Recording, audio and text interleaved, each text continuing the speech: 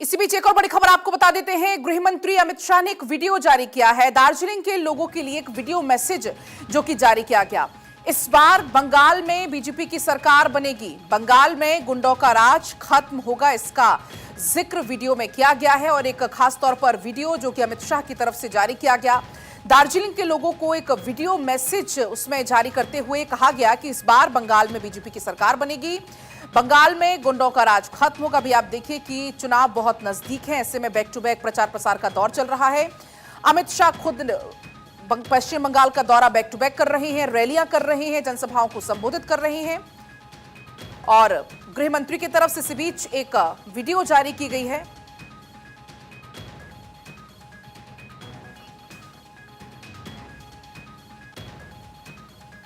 मेरी अगली सभा 21 अप्रैल को सुखना में करेंगे, वहां आप सभी को मिलने में जरूर आऊंगा।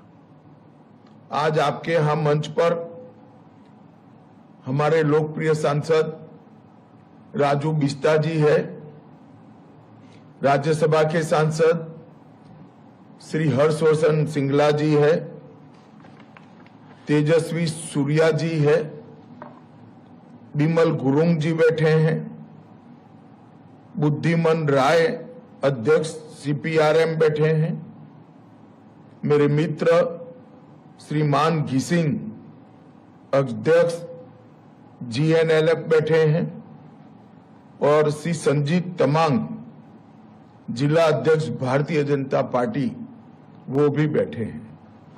इनके साथ नोमान राय दार्जिलिंग के हमारे प्रत्याशी, कुर्सियोंग के प्रत्याशी श्री सोनम लामा और कलीपोंग के प्रत्याशी श्री भरत कुमार छेत्री भी बैठे हैं। मैं कोई लंबी बात करना नहीं चाहता। इस बार जिस प्रकार से पूरे बंगाल में मैं घूमकर आज मालदा से आपको संबोधित कर रहा हूं, दार्जिलिंग वासियों, ये तय है कि इस बार बंगाल में भारतीय जनता पार्टी की सरकार बनने जा रही है। भाजपा की सरकार बनने के साथ ही बंगाल में घुसपैठ तो रुकेगी ही, गुंडा राज का अंत तो आएगा ही। जिस प्रकार से सिंडिकेट और माफियाओं का शासन है, इसका अंत आएगा ही। दार्जिलिंग की पहाड़ियों पर हजारों गोरखाओं पर हजारों गलत केस कर पुलिस राज जो स्थापित किया है, इसका भी अंत आएगा। परंतु साथ साथ गोरखा समस्या का समाधान भी निश्चित रूप से आएगा। मैंने गोरखा समस्या के समाधान लाने का भारत के गृह मंत्री के नाते कई प्रयास किए। विगत 1.5 साल के अंदर 3 बार मीटिंग बुलाई, मगर ममता दीदी या उनके कोई प्रतिनिधि दिल्ली नहीं आए। मैंने परेशान होकर कि चलो भाई, दीदी आप आना नहीं चाहती हो तो हम ही बंगाल आ जाते हैं। एक इंटरलॉक्यूलेटर की अपॉइंटमेंट की, जो आप सभी से बात करें। उन्होंने ममता जी के साथ और सरकार के साथ भी बात करने का प्रयास किया, मगर वो उनको समय ही नहीं दे रही है, क्योंकि वो नहीं चाहती कि दार्जिलिंग की पहाड़ियों पर रहने वाले सच्चे देशभक्त गोरखा भाइयों को न्याय मिले, उनका अधिकार मिले।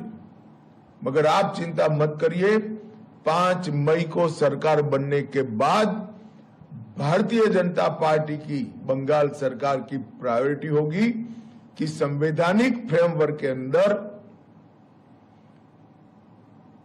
गोरखाओं की समस्या का, दार्जिलिंग की पहाड़ियों की समस्या का समाधान किया जाए। और मैं एक और वादा आज कर जाता हूं, जो हमारे गोरखा भाइयों बहनों पर हजारों केस लगाए हैं, वो सारे केस भारतीय जनता पार्टी की सरकार बनने के साथ ही वापस ले लिए जाएंगे और सबके साथ न्याय होगा। लोकतंत्र में आंदोलन करने वालों को केस कर दबाने का जो नया परंपरा ममता बनर्जी ने शुरू किया है, जो कम्युनिस्टों ने शुरू किया था, वो परंपरा का अंत भारतीय जनता पार्टी ही करेगी। मैं जब अगली सभा में 21 अप्रैल को आऊंगा, तब पहाड़ के लिए विकास का रोड मैप, गोरखा भाइयों बहनों के लिए अनेक प्रकार की घोषणाएं मैं वहीं करूंगा।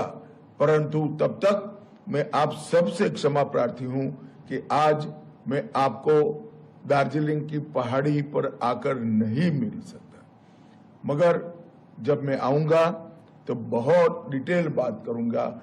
आज इतना ही कहना चाहता हूं कि सरकार बनने के बाद गोरखा समस्या का, दार्जिलिंग की समस्या का निराकरण हमारी प्राथमिकता होगी और सारे गोरखा आंदोलनकारियों पर जो राजनीतिक केस डाले गए हैं वो सारे के सारे हम विड्रॉ कर लेंगे। हमारे तीनों प्रत्याशी श्री नोमन राय, श्री सोनम लामा और भरत कुमार छेत्री, तीनों को प्रचंड बहुमत के साथ जिताइए और अपनी सरकार बनानी, बंगाल में आपकी अपनी सरकार बने, इसके लिए कमल के निशान पर बटन दबाइए। आप सभी का बहुत बहुत धन्यवाद। भारत माता की जय। जय गोरखा।